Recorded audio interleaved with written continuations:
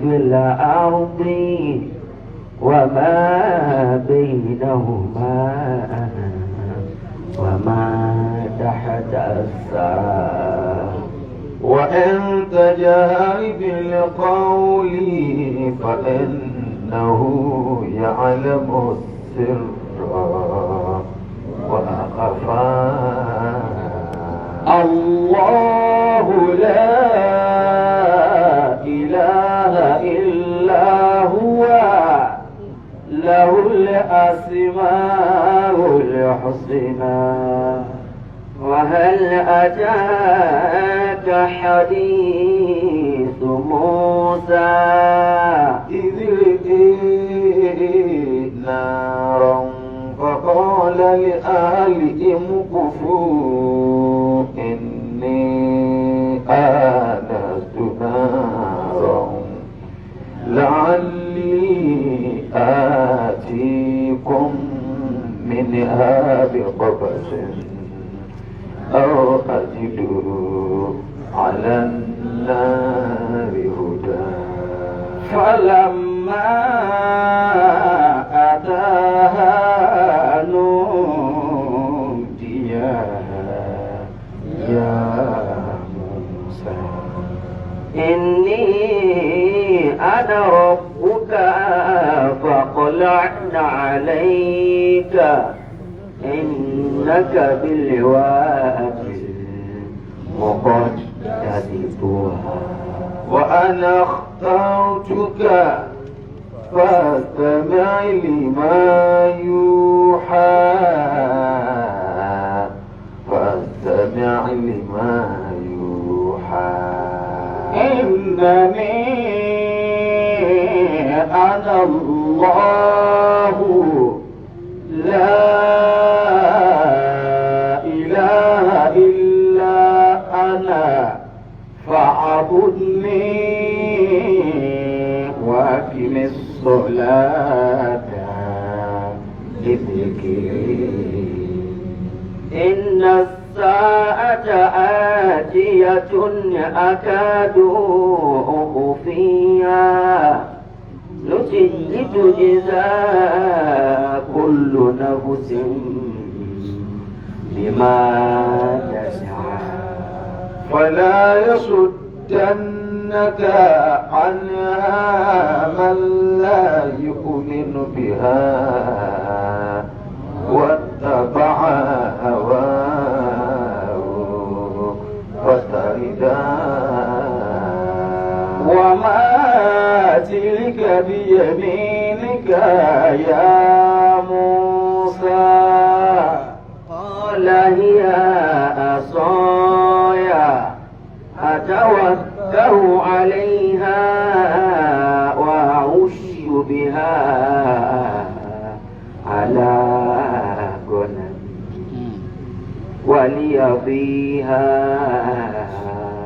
مآرب أخرى قال ألقها يا موسى فألقاها فإذا هي حية تسعى قال خذها ولا تخف سنعيدها سيرتها الأولى سنعيدها سيرتها الأولى واضمم يدك إلى جناحك تخرج بيضاء من غير سوء آية أخرى لنريك من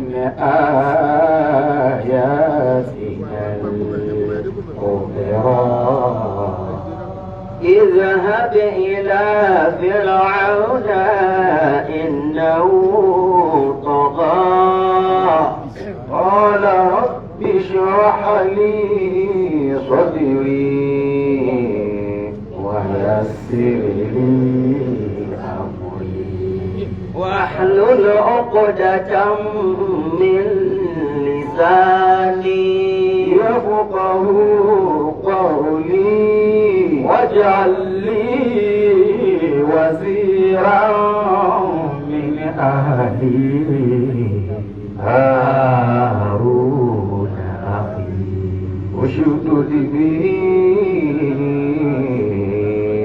أزري وأشركه في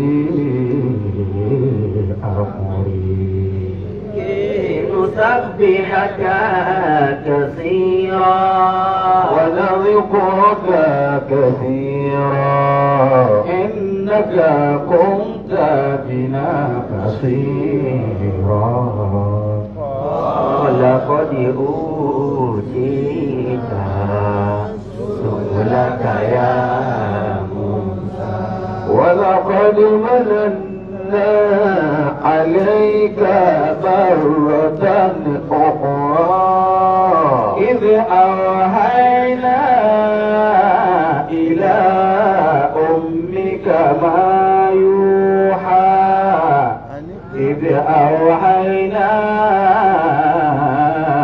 إليها أمك ما يوحى أن اقذفيه في التابوت فاقذفيه في اليم فليلقه اليم بالساحل يأخذه عدو لي وعدو وألقيت عليك محبة مني ولا ولتصنع على عيني إذ تمشي أختك فتقول هل أدلكم على من يكفل فرجعناك إلى أمك كي تقر عينها ولا تحزن وقتلت نفسا فنجيناك من الغم وفتناك فتونا ولبثت سنين في أهل مدينة ثم جئت على قدري يا موسى واصطنعتك لنفسي اذهب أنت وأخوك بآياتي ولا تنيا في ذكري اذهبا إلى فرعون إنه طغى وقولا له قولا لينا لعله يتذكر أو يخشى قال ربنا إننا نخاف أن يفرض علينا أو أن يطغى قال لا تخافا إنني معكما أسمع وأرى فأتياه فقولا إنا رسول ربك فأرسل معنا بني إسرائيل ولا تعذبهم تعذبهم قد جئناك بآية من ربك وسلام على من اتبع الهدى. إنا قد أوحي إلينا أن العذاب على من كذب وتولى. قال فمن ربكما يا موسى؟ قال ربنا الذي أعطى كل شيء خلقه ثم هدى. قال فما بال القرآن الأولى؟ قال فما بال القرون الأولى؟ قال علمها عند ربي في كتاب لا يضل ربي ولا ينسى. الذي جعل لكم الأرض مهدا وسلك لكم فيها سبلا وأنزل من السماء ماء فأخرجنا به أزواجا من نبات شتى.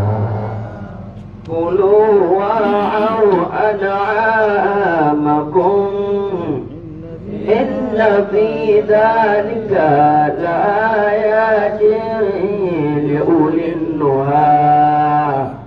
إن في ذلك لآيات لأولي النهى. منها خلقناكم وفيها نعيدكم ومنها نخرجكم تارة أخرى. ولقد أريناه آياتنا كلها فكذب وأبى. قال أجئتنا لتخرجنا من أرضنا بسحرك يا موسى؟ فلنأتينك بسحر مثله واجعل بيننا وبينك موعدا لا نخلفه نحن ولا أنت مكانا سوى. قال موعدكم يوم الزينة وأن يحشر الناس ضحى. فتولى فرعون فجمع كيده ثم أتى فجمع كيده ثم أتى. قال لهم موسى ويلكم لا تفتروا على الله كذبا ويسحتكم بعذاب وقد خاب من افترى. فتنازعوا أمرهم بينهم وأسروا الأجواد قالوا إن هذان لساحران يريدان أن يخرجكم من أرضكم بسحرهما ويذهبا بطريقتكم المثلى فأجمعوا كيدكم ثم أتوا صفا وقد أفلح اليوم من استعلى قالوا يا موسى إما أن تلقيا وإما أن نكون أول من ألقى بل ألقوا فإذا حبالهم وعصيهم يخيل إليه من سحرهم أنها تسعى فأوجس في نفسه خيفة موسى قلنا لا تخف إنك أنت الأعلى وعنك ما في يمينك تلقف ما صنعوا إنما صنعوا كيد ساحر ولا يفلح الساحر حيث أتى فألقي السحرة سجدا قالوا آمنا برب هارون وموسى قال آمنتم له قبل أن آذن لكم إنه لكبيركم الذي علمكم السحر فلأقطعن أيديكم وأرجلكم من خلاف ولأصلبنكم في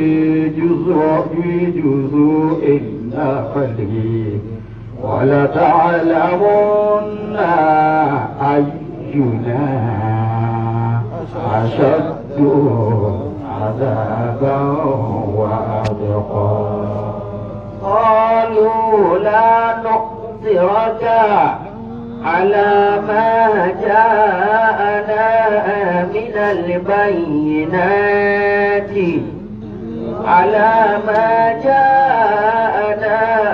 من البينات والذي فطرنا فاقض ما أنت قاضي إنما تقضي هذه الآيات دنيا إنا آمنا بربنا ليغفر لنا خطايانا وما أكرهتنا عليه من السحر والله خير وأبقى إنه من يأت ربه مجرما فإن له جهنم لا يموت فيها ولا يحيا ومن يأته مؤمنا قد عمل الصالحات وأولئك لهم الدرجات العلا وأولئك لهم الدرجات العلا. جنات عدن تجري من تحتها الأنهار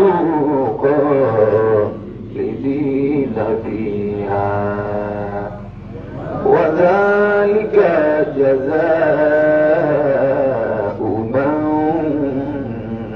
تزكى.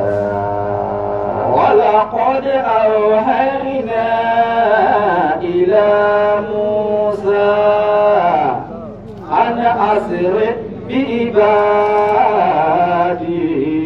فاضرب لهم طريقا في البحر يبسا لا تخاف دركا ولا تخشى. فأتبعهم فرعون بجنوده فغشيهم من اليم ما غشيهم. وضل فرعون قومه وما هدى. يا بني إسرائيل قد أنجيناكم من عدوكم وواعدناكم جانب الطور الأيمن ونزلنا عليكم المن والسلوى. كلوا من الطيبات كلوا من طيبات ما رزقناكم ولا تتقوا فيه فيحل عليكم غضبي ومن يحلل عليه غضبي فقد هوى.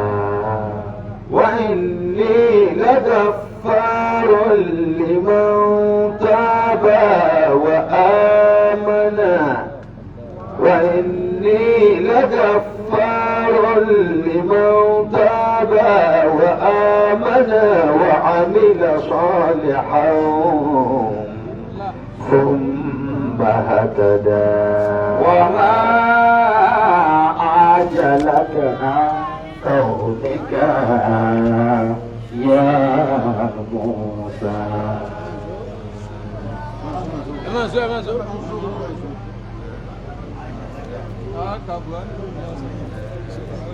قال هم أولئك على أثري وعجلت إليك ربي لترضى. قال فإنا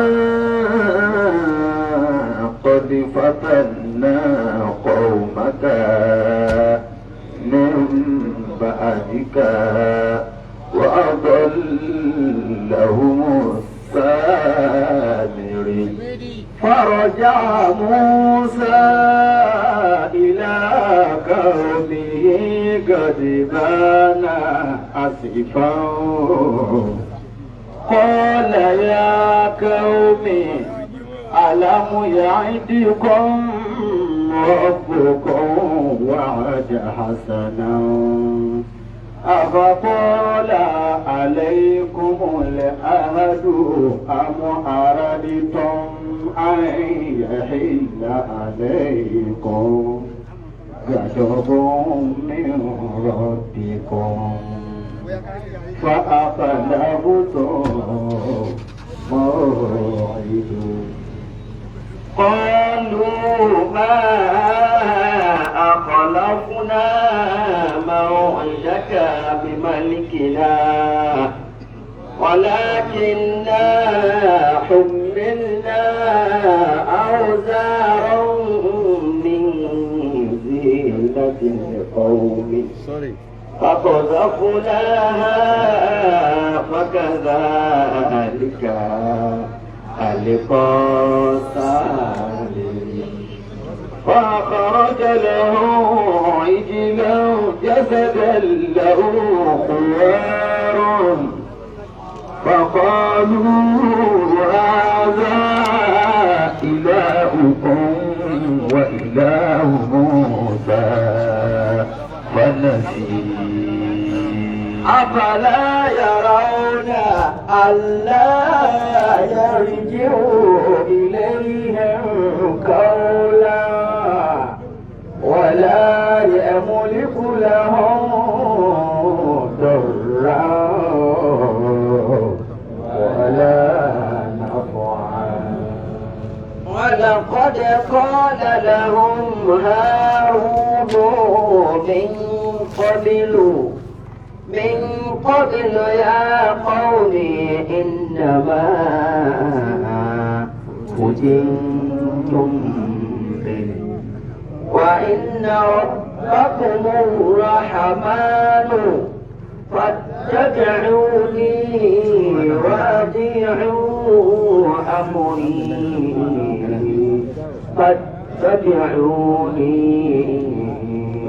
وأطيعوا أمري قالوا لن نبرح عليه عاكفين حتى يرجع إلينا موسى قال يا هارون ما منعك إذ رأيتهم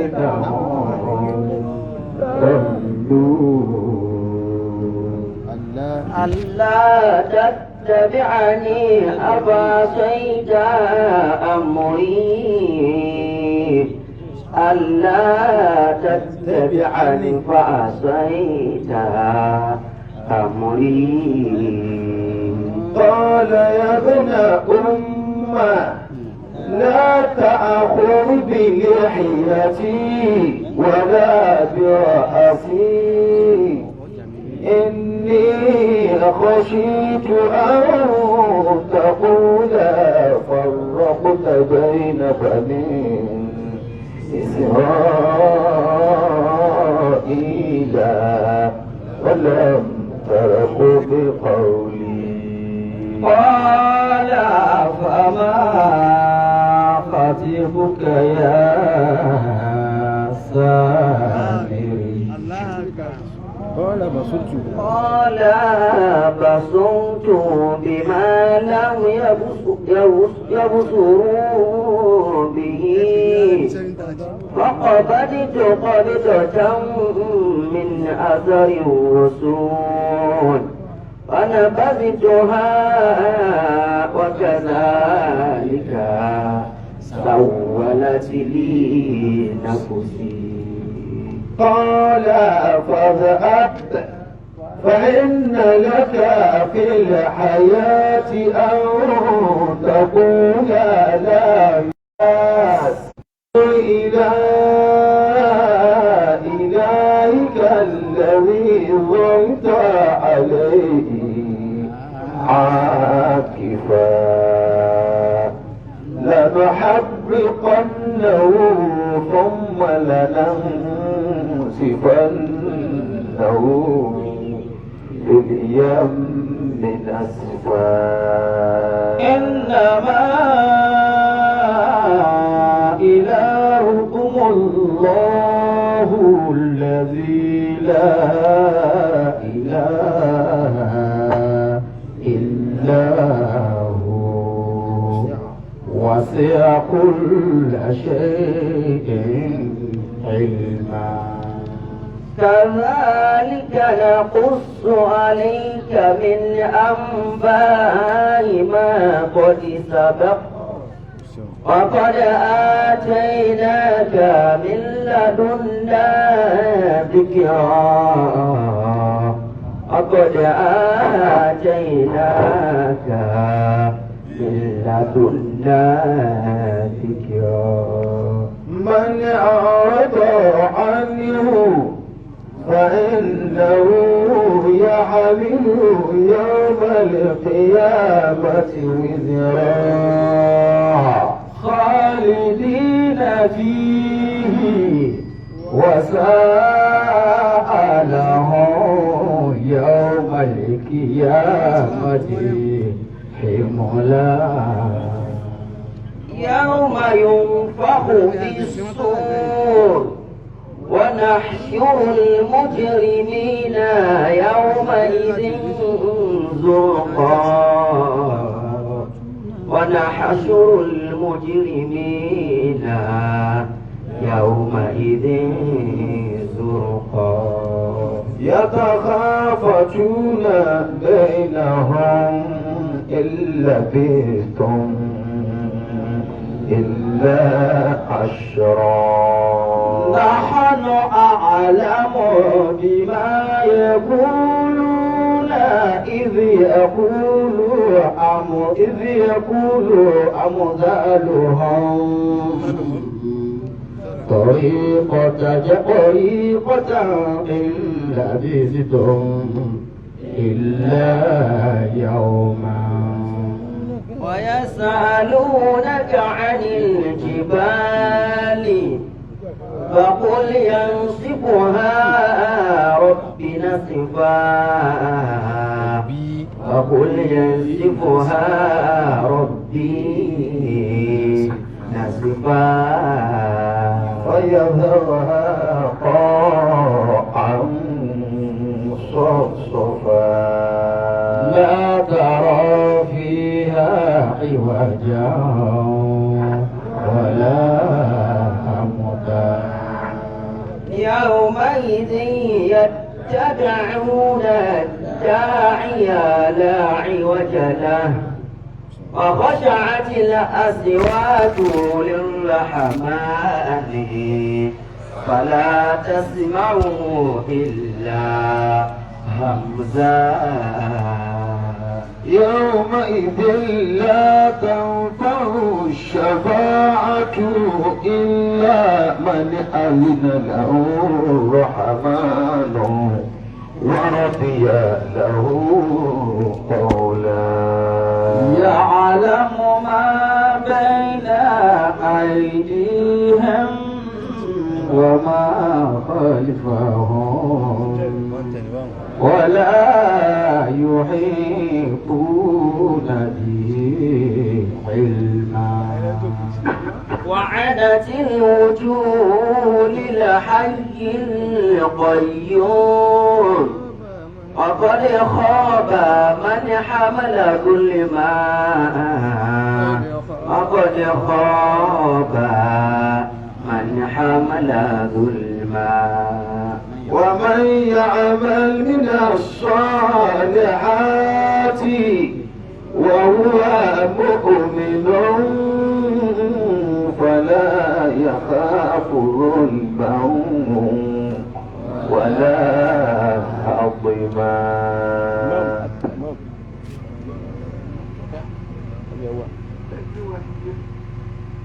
صدق الله العظيم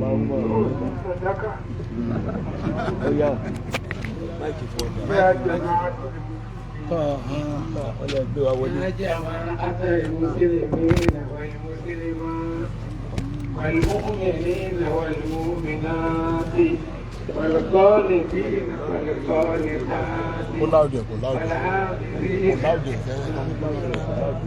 قولوا لا إله إلا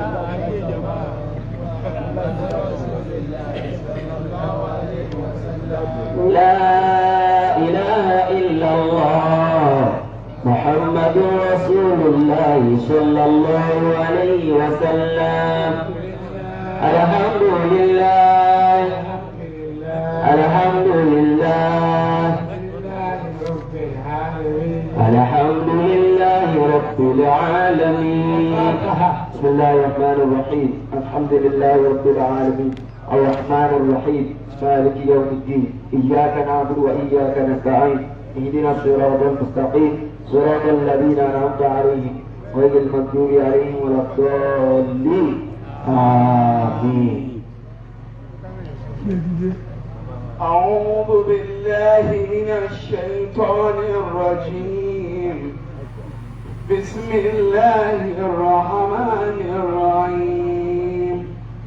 اللهم صل وسلم وبارك وارحم وترحم على سيدنا ومولانا محمد صلى الله عليه حتى ترضى وإذا رضيت حتى كانت ملء ما في علمك وزنته وعددا وحتى تعلمني أسرار حكمتك وتفهمني غوامض كلماتك وتحفظني جوامع كتابك وتفسير آياتك بحفظهن. نحن نزلنا الذكرى وإنا له لحافظون. اللهم افتح لنا كتابك وسنة نبيك باطنا وظاهرا وارزقنا العمل بهما بذاتك المقدسة اللهم آمين. الفاتحة. الحمد لله رب العالمين الرحمن الرحيم مالك يوم الدين إياك نعبد وإياك نستعين اهدنا الصراط المستقيم صراط الذين أنعمت عليهم غير المغضوب عليهم ولا الضالين. آمين. أعوذ بالله من الشيطان الرجيم. بسم الله الرحمن الرحيم. اللهم صل وسلم وبارك وارحم وترحم على سيدنا ومولانا محمد حتى ترضى وإذا رديت حتى كانت ملء ما في علمك وزنته وعددا وحتى تعلمني أسرار حكمتك وتفهمني جوامد كلماتك وتحفظني جوامع كتابك وتفسير آياتك بحفظهن. نحن نزلنا الذكر وإنا له لحافظون. اللهم افتح لنا كتابك وسنة نبيك باطنا وظاهرا وارزقنا العمل بهما بذاتك المقدسة اللهم آمين. الفاتحة. بسم الله الرحمن الرحيم. الحمد لله رب العالمين الرحمن الرحيم مالك يوم الدين إياك نعبد وإياك نستعين اهدنا الصراط المستقيم صراط الذين أنعمت عليهم غير المغضوب عليهم ولا الضالين. آمين. السلام عليكم ورحمة الله وبركاته. وعليكم السلام ورحمة الله وبركاته. gbogbo àwa jàmáà ni mo kí. àbálà ń kí gbogbo àjàmọ́. a kú àsẹ̀yìndè. wọ́n ní a kú àsẹ̀yìndè. a kú sùúrù. a kú sùúrù. irú eléyìí. wọ́n ní irú eléyìí. mọ́tòjó ṣẹlẹ̀ láìpẹ́ yìí mọ́. olúwa mọ́tòjó ṣẹlẹ̀ láìpẹ́ yìí mọ́. ìyá wa. ìyá wa. olórí alásàlátù Kwara. olórí alásàlátù wa. ní Kwara. gbogbo Kwara tẹ̀lé gbogbo àgbáyé kan. ọlọ́run kàkọ́ọ́lẹ̀ pé títàn rẹ̀ dé. ọlọ́run kàkọ́ọ́lẹ̀ pé títàn wọn délé ní. ara wa ni ara wa ni wọ́n. a sì ti jọ wá pẹ́ wọ́n láti tíjọ wà á pẹ́. kì í ṣe 100 ọdún sísè létí 100 ọdún sísè láti jọ wà pẹ̀lú ìyá wa Muallimatu Rayhana Arówólò. ìyá wa sẹ́ńtà. ẹ wo bá a ti ṣe wà yìí wọ́n ní bá a ṣe wà yìí. ọ̀pọ̀ nù wa èyí tó 100 ọdún bẹ́ẹ̀ ni bàbá ẹjọ́ tó kù ni. bí mo sì ti ṣe wí bàbá ní bá a ti ṣe wí yìí. ó yé mi wọ́n ló yé àwọn. ó sì yé àwọn tó ṣe pé àwọn náà dàgbà ó sì yé àwọn tí àwọn náà jágbàlagbà. nílé kéwù yìí náà ló ti dìde wọ́n nílé kéwù yìí náà ni wọ́n ti kéwù ni wọ́n ti dìde ló ti jéèyàn ni wọ́n ti déèyàn. ní gbogbo àgbáyé kò síbi wọn ò ti mọ̀ gbogbo àgbáńlá ẹ̀kọ́sẹ́ tó ti mọ Muallimatu àgbà. ọlọ́run ò sì jẹ́ wọn ó kẹ́fìn aburú kan mọ́ lọ́wọ́ wọn ò sì kẹ́fẹ́ aburú kankan mọ́ ọ lọ́wọ́ ẹ̀jẹ̀ táwọn bàbá ní wọn máa jẹ́ náà ni wọ́n jẹ́ láyé. tọ́lọ́run fi lásìkò tó ọlọ́ọ̀bí lásìkò tó yìí. in tó ń ṣe ẹni tó ṣe fún Ansarul Islam fún Ansarul Islam tó ṣe pé òun lè lérí gbogbo alásàlátù tó fi jáde pé ní àwọn lélẹ́rí gbogbo alásàlátù tó fi wá gba gbogbo Kwara tó fi wá gba gbogbo Kwara. ọlọ́run nìkan ló yẹ Olúwa nìkan ló yé. iṣẹ́ rere tó ṣe iṣẹ́ rere tí ìyá náà ṣe. ọlọ́run dákun mọ́sà fún lẹ́sìn ọlọ́mọdà fún wọn ládàá rẹ̀ fún ẹlẹ́sàn rẹ̀. mọ́dàlẹ́ láyà ọlọ́mọdà lé wọn láyà. grand card ọ̀kan náà àwọn grand card wa ọ̀kan náà àwọn gbàgàdì wa tó ti lọ tó ti lọ. tẹ́ ẹ bá ṣàkíyèsí ẹ bá ṣàkíyèsí nígbà tó ṣẹlẹ̀ nígbà tó ṣẹlẹ̀. irú àyà òní ni irú àyà òní náà ni ẹ̀yà lòní ni. ó sì ní tá a máa ṣe ó sì ní tá a máa ṣe. a máa fi ọjọ́ a máa fi ọjọ́ àti àsìkò yìí àti àsìkò yìí a máa fi ṣàdúrà fún a wọn máa fi ṣàdúrà fún wọn. nígbà tá à ń lọ bí tá a ti kéwù ṣe la nígbà táwọn lọ bí táwọn ṣe ṣe tìtúrà kí o sí wọn láà. mo wá síbí aláwọ̀ wá sí. mo sì fi mẹ́sẹ̀gì lẹ̀ bẹ́ẹ̀ ni. fún gbogbo àwọn ajánásì ee, mo ní àwọn súrà téèyàn máa ké àwọn súrà téèyàn máa ké. bírú nǹkan báyìí bá ṣẹlẹ̀ nínú nǹkan báyìí bá ṣẹlẹ̀. ẹ jẹ́ kí n bá yín lẹ́nu wọ́n ní kí àwọn bá a lẹ́nu rẹ̀. mo sì bá yín lẹ́nu ẹ̀ náà bàbá láwọn sì bá a lẹ́nu rẹ̀. mo dúpẹ́ bàbá láwọn dúpẹ́. àsìkò tó yẹ ká tún ké ètò àsìkò tó yẹ kí atúkàtì tó. tàfsírì ò sì sí ìtàn tẹ̀síìrì èsì tí ì tán. tó bá di lọ́la bàbá ní tó bá ti lọ́la. lágbára ọlọ́run lágbára ọlọ́run. a tún èyí kọ́ntínú ò kẹ́dùn ni. a kọ́ntínú tàfsírì alákọ̀tì tẹ̀síìrì. òní òní àdúrà láàfi ṣe fún àdúrà láàbì ṣe fún yàrá. àwọn súrà tẹ ẹ gbọ́ tí wọ́n ń ké yìí wọ́n ní àwọn súrà tẹ̀gbẹ́ tí wọ́n ń ké yẹn. ẹ dákun ẹ má torí ẹ dìde wọ́n ní ká má torí ẹ̀ dìde. básìkò bá tó lásìkò bá tó. a pèrà wa á pèrà wa. a sì gbéra wa dìde á sì gbéra wa dìde. n tá n fẹ́ ẹni tá à ń fẹ́. ọlọ́run kò ṣe fún wa ọlọ́run kò ṣe fún wa. àfáàwà olóko ńlá báwo ló pa ńlá. wọn bá ń ti ń kéwú náà wọ́n máa ní kéwú náà. tí wọn ń ké Kùránì lọ náà sí Kùránì náà. dákun dákun. máa ṣe àjásí sí ilé kọ̀ọ̀kan lọ.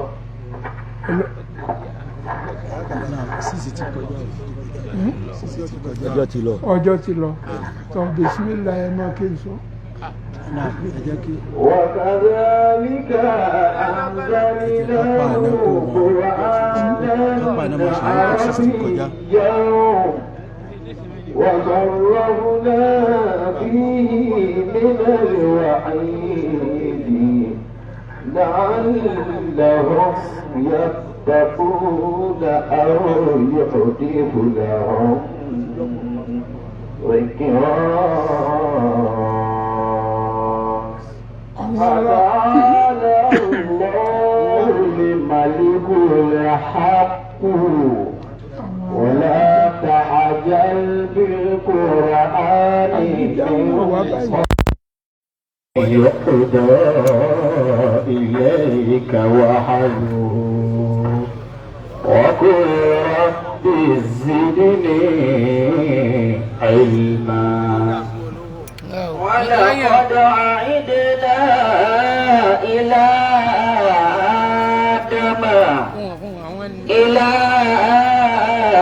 آدم من قبل فنسيا فلم نجد له أزما وإذ قلنا للملائكة اسجدوا لآدم فسجدوا إلا إبليس أبى.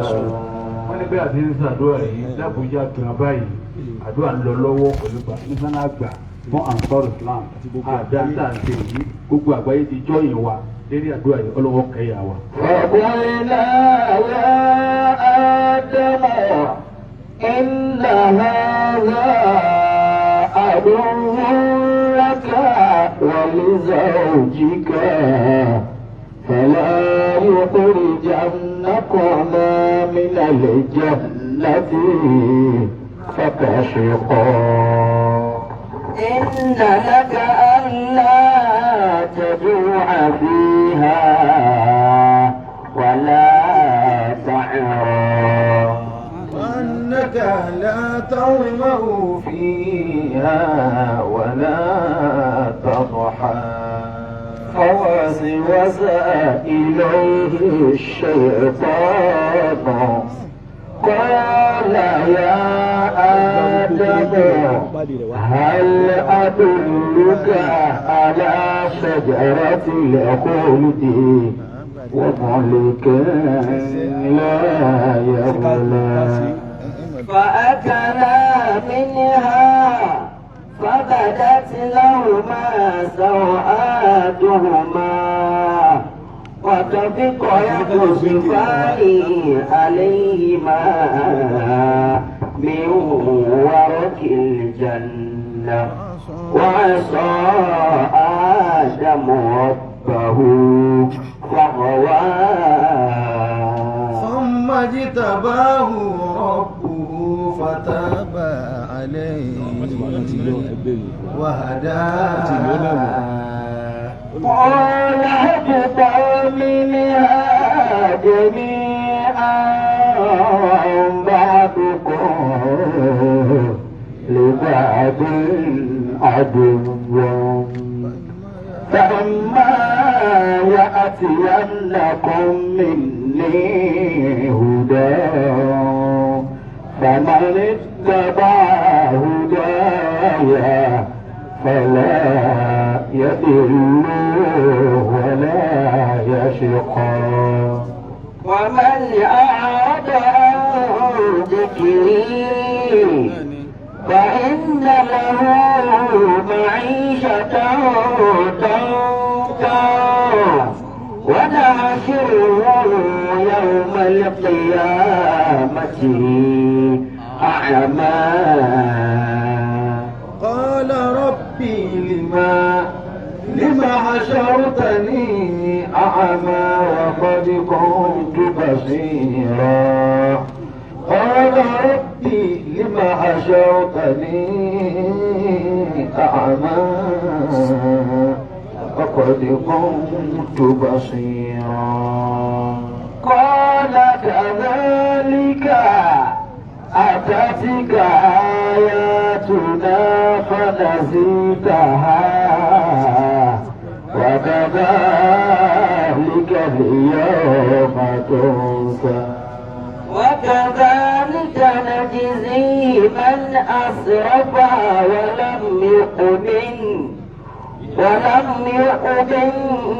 بآيات ربه والعذاب الآخرة أشد وأبقى. أفلم يهد لهم كم أهلكنا قبلهم من القرون يمشون في مساكنهم إن في ذلك لآيات لأولي النهى. ولولا كلمة سبقت من ربك لكان لزاما وأجل مسمى فاصبر على ما وسبح بحمد ربك قبل طلوع الشمس وقبل غروبها ومن آناء الليل فسبح وأطراف النهار لعلك ترضى ولا تمدن عينيك إلى ما متعنا به أزواجا منهم زهرة الحياة الدنيا لنفتنهم فيه ورزق ربك خير وأبقى وأمر أهلك بالصلاة واصطبر عليها لا نسألك رزقا نحن نرزقك والعاقبة للتقوى وقالوا لولا يأتينا بآية من ربه أولم تأتهم بينة ما في الصحف الأولى ولو أنا أهلكناهم بعذاب من قبله لقالوا ربنا لولا أرسلت إلينا رسولا فنتبع آياتك من قبل أن نذل ونخزى قل كل متربص فتربصوا فستعلمون من أصحاب الصراط السوي ومن اهتدى صدق الله العظيم. الله أكبر الله أكبر الله أكبر. وأمر أهلك بالصلاة فاصطبر عليها نحن نرزقك والعاقبة للتقوى. Adúpẹ́ fọ́lọ́run. Alhamdulillah. Bàbá wa lẹ́jẹ̀ àgbà ní ìfarabalẹ̀ wa yìí dáa púpọ̀. Wọ́n lè ta ṣe yìí náà lọ dáa, ìdí ń jẹ́ ìjẹ́ ọmọnìyàn nìyẹn. Ìyá wa Sayyida Yahana Arówólò, ìyá wa àgbà ní sẹ́ńtà. Rahimahullah. Àlékún kí Ọlọ́run, àlékún àwọn Ọlọ́run àtàkùrújì rẹ̀, àwọn bàbá ní ọlọ́dún wọn bá pàdé. Ìyá yìí wọ́n àṣìṣẹ́ kan ju tọ́lọ́run lọ. Sàlátù yìí náà ni Dalailul Khairat bó ti kún tóun àwọn àyà yìí máa ha lérí ni àwọn ọ̀pọ̀lọpọ̀ súwà nínú Al-Qur'an èrí ni wọ́n máa kà á ẹwà owó lọ ti ṣe fún wọn ó ní kún wọn lọ nínú Ramadan Ọlọ́run jẹ́ kí yáyọ pàdé àlùbáríkà Ramadan Ọlọ́run tí wọ́n jẹ́ àlùbáríkà fà wọn Ọlọ́run tí wọ́n jẹ́ àlùbáríkà fà wọn Yawmul Ahad láwà yìí ìjọ Sunday àbí àyájọ́ ọjọ́ tálàjì àgbà kù lẹ́yìn náà Ọlọ́run dákun àtàfàgbà náà bẹ́ẹ̀ àfàgbà ṣẹ́ẹ̀tì táàlì làdẹ́rì Yawmul Ahad náà Ọlọ́run dákun Ọlọ́run ẹwà yìí ṣe pín síbẹ̀ bá mú lẹ́nu wọ́n ṣe tọ́lọ́run wọ́n fi lọ bọ́ Ọlọ́run wọ́n ṣe wọ́n ní máa wọlé máa rọra Ọlọ́run wọ́n pàdé àwọn Ọlọ́run bàbá wílẹ̀ kan bó ti rí nù l'Àbújá àfáwà àgbà mísánà àgbà mbẹ̀mbẹ̀ bá ti jòkó iná wọ́n jòkó lẹ̀ gbogbo ayé ti wá jọyìn wà bẹ́ẹ̀ lágbàáyé Ọlọ́run wọlá Kùránì táwọn àfá ké wọ́n ń ké àwa ń gbọ́ táwọn bàbá sì ti fi yé wa pé ṣàríkà ní fil ajr àjọ gbaládá náà ẹ̀yìn kálukú ọmọ yàtọ̀ síra wọn bẹ́yìn àwọn ẹni rí tí máa rí náà ni àwa náà rí àwọn ní ká dákun Suratul Ikhlas kárí ipa ká márùn ní iye wa ìyá wa àgbà tí wọ́n lọ lé àti gbogbo àwọn tí wọ́n lọ bá ní àdàbíyà lágbàáyé, ní mùsùlùmí lágbàáyé, ní mùmìnì lágbàáyé, ọlọ́run dákun bá wa yọ́nú sí gbogbo wọn papọ̀. kí wọn papọ̀ máa fa àgbà ṣẹ́fẹ̀ táàbì, kí wọn máa fa àgbà bàbá wa lẹ́sẹ̀ àgbà, kí gbogbo yerú wọn.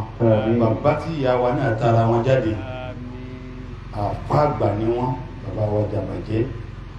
ọlọ́run wọlé agbó ti ṣe bàbá wọn náà, tí ìyá wa ń wùwà wọlé ìdàdákàrò kálẹ̀ òǹsà kàríkà, ọlọ́run wọn ni ó ṣe déédéé. wọ́n ń ṣe tí ọkùnrin míì tí ò lè ṣe ojú ẹgbẹ́ wọn lọ. ọjọ́ wá lójú òyì tó jọ wá lójú, nítorí ọjọ́ wá lójú ni pé kọ́lọ̀hún ṣe báwọn fún èèyàn, kò sẹ́ni ó lè ṣe àpọ̀lọ́hún náà. ọlọ́run tí wọ́n pàdé àánú ọlọ́run. àmín. ní ká múra tó rádìdé ní ìsinú. bismillahir rahmanir rahim.